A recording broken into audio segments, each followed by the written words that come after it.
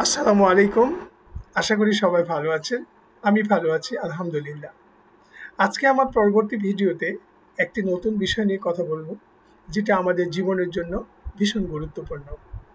আমরা সবসময় জীবন গঠনের জন্য, জীবনকে সুখী করার জন্য এবং জীবনকে প্রতিষ্ঠিত করার জন্য অনেক অনুশীলন বা অনেক অনুসরণ করি। জাপানিরা পৃথিবীতে সবথেকে অনুশীলন জাতি। তাই জাপানিদের জীবন জীবন যদি আমরা আহ, গ্রহণ করি বা জাপানিদের চলাফেরা যদি আমরা চেষ্টা করি সেইভাবে চলতে, তাহলে আমরা অনেকখানি ভালো থাকবো বা সুখে থাকবো। আজকে যে বিষয়টি নিয়ে আলাপ করব, সে বিষয়টি হচ্ছে ইকিগাই, একটি জাপানি শব্দ। ইকি শব্দের অর্থ জীবন এবং গাই শব্দের অর্থ মূল্য। জীবনের মূল্য, আপনার আসলে জীবনের মূল্য কি, সেটি আপনি কিভাবে জানবেন? আপনার জীবন কতটুকু মূল্যবান আপনার কাছে, সেটি আপনি কিভাবে বুঝবেন? এ বিষয়ে দুইজন বিজ্ঞ সফটওয়্যার ইঞ্জিনিয়ার 2019 সালে, ওনার নাম হেক্টর গার্সিয়া এবং লেখক ফ্রান্সিস মিরালেস, এনারা জাপানের একটি গ্রামে গবেষণা করেছিলেন। জাপানের ওই গ্রামের মানুষরা সবাই 100 বছরের ঊর্ধ্বে বাঁচে এবং সবাই সুস্থ এবং সুন্দরভাবে থাকে। ওনাদের উপরে গবেষণা করে ওনারা দেখেছিলেন যে ওনারা সকালে ঘুম থেকে ওঠে এবং সবজি খেতে কাজ করে, নিজে সবজি ওঠায় এবং নিজে সবজি রান্না করে এবং সেটি খায়। সাথে সাথে উনি বন্ধু বান্ধবদের সাথে ঘুরে বেড়াতে চলে যায়, আশেপাশে ঘুরে ফিরে প্রকৃতির সাথে তারা কোনো রকম চাপ নাই তাদের জীবনে। এইভাবেই তাদের জীবন চলে। এই বিশ্লেষণের উপরে বা এই গবেষণার উপরে নির্ভর করে ওনারা একটি বই লিখেছিলেন। সেই বইটির নাম হচ্ছে the secret of Japanese the Japanese secret to long and happy life.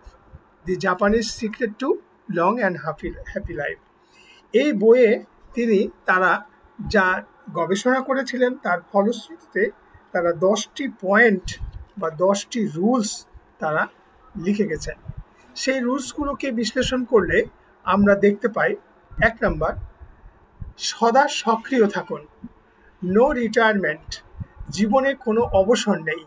আপনার জীবনের শেষ দিন পর্যন্ত আপনি কোনো না কোনো কাজের ভিতরে ব্যস্ত থাকুন। 2 নম্বর, সাময়িক সুখের পিছনে দৌড়াদৌড়ি না করে ধীর গতিতে আগান, অর্থাৎ প্রতিটি কাজ গো স্লো, নট রাশ। 3 নম্বর হচ্ছে আহার, পরিমিত আহার করুন, অর্থাৎ যা প্রয়োজন তার থেকে কম করুন, বেশি নয়, অর্থাৎ অতিরিক্ত আহার নয়, অল্প আহার করুন, তাতে সুস্থ থাকবেন। 4 নম্বর, সর্বদা বন্ধুদের সাথে থাকুন, অর্থাৎ আপনার শুভাকাঙ্ক্ষী যারা তাদের সাথেই থাকুন, অর্থাৎ বন্ধু বৎসল হয়ে থাকা, সারাক্ষণ বন্ধুদের সাথে সারাউন্ডিং থাকা। 5 নম্বর, মৃদু ব্যায়াম এবং একটা কাজের মধ্যে অনুশীলন করা। যদি আপনি প্রতিদিন একটি কাজের মধ্যে থাকেন তাহলে এক বিষয়, আর যদি কাজের মধ্যে না থাকেন তাহলে আপনি একটু ব্যায়াম করুন। 6 নম্বর, স্মাইলিং অলওয়েজ, আপনি সবসময় হাসি মুখে থাকুন, সারাক্ষণ পজিটিভ, নেগেটিভ ইম্প্যাক্ট আপনার মনের মধ্যে থাকবে না।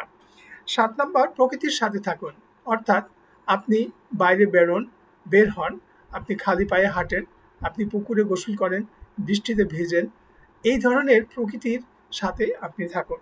8 নম্বর, ধন্যবাদ জ্ঞাপন করুন, আপনার আশেপাশে যারা যাই করছে আপনার জন্য বা যতটুকু আপনার সাথে থাকছে তার জন্য আপনি ধন্যবাদ জ্ঞাপন করুন। আর 9 নম্বর হচ্ছে অতীত নয় বর্তমান নিয়ে থাকুন, ভবিষ্যৎ নয় বর্তমান নিয়ে থাকুন। বর্তমান নিয়েই আপনি সারাক্ষণ ব্যস্ত থাকুন, অতীত নিয়ে কোনো দুশ্চিন্তা কিংবা ভবিষ্যৎ নিয়ে কোনো দুশ্চিন্তা আপনাকে করতে হবে না। আপনি বর্তমান নিয়ে থাকুন, ভালো থাকবেন। আপনার এই 9টি বিষয় যখন আপনি অনুশীলন করবেন, 10 নম্বরটা হচ্ছে ইকিগাইয়ের সাথে থাকুন, অর্থাৎ আপনার জীবনের মূল্য বুঝুন, যা আপনার জীবনটা অত্যন্ত মূল্যবান। সেই মূল্যবান জীবনকে আপনি বুঝতে শিখুন যে এই জীবনের মূল্য কতটুকু। আমরা ইকিগাই সম্পর্কে আজকে যে 10টি রুলস পালন করলাম বা যে 10টি রুলস নিয়ে আলোচনা করলাম, এই 10টি রুলস পালন করা কিন্তু খুব কঠিন নয়, এমন কিছু কঠিন বিষয় নয়। তাই আমরা যদি এই 10টি নিয়মের মধ্যে নিজের জীবনকে চালিয়ে নিতে পারি, তাহলে আমরা সুখে থাকব এবং আমরা ভালো থাকব। আমাদের এই নিয়মগুলো যখন আমরা চালিয়ে নিতে পারবো, আমাদের সন্তানেরাও এই নিয়মগুলো শিখবে এবং একটা পরিবার থেকে যেমন শেখে সেরকমভাবে তারা এই নিয়মের সাথে থাকবে।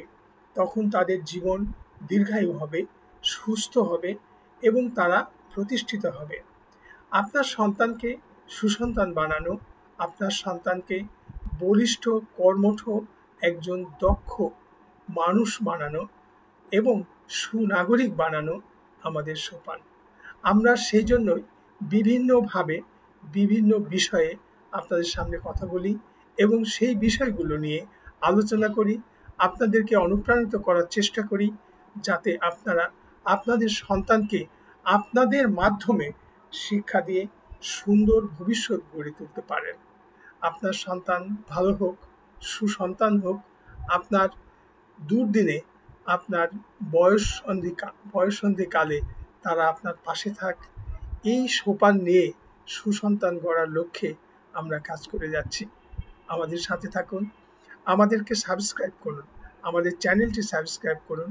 আমার এই কথাগুলো ভালো লাগলে লাইক দিন, কমেন্টস করুন, অন্যের কাছে শেয়ার করুন এবং অন্যকে বলুন সাবস্ক্রাইব করতে। আমরা সবাই মিলে আগামী প্রজন্মকে সুন্দর প্রজন্ম গড়ে তুলে আমাদের দেশের জন্য এবং আমাদের নিজের জন্য আমরা সুখী জীবন এবং সমৃদ্ধশালী জীবন গঠনে পদক্ষেপ গ্রহণ করি। এই পর্যন্তই আজকে। ভালো থাকুন সবাই। আসসালামু আলাইকুম।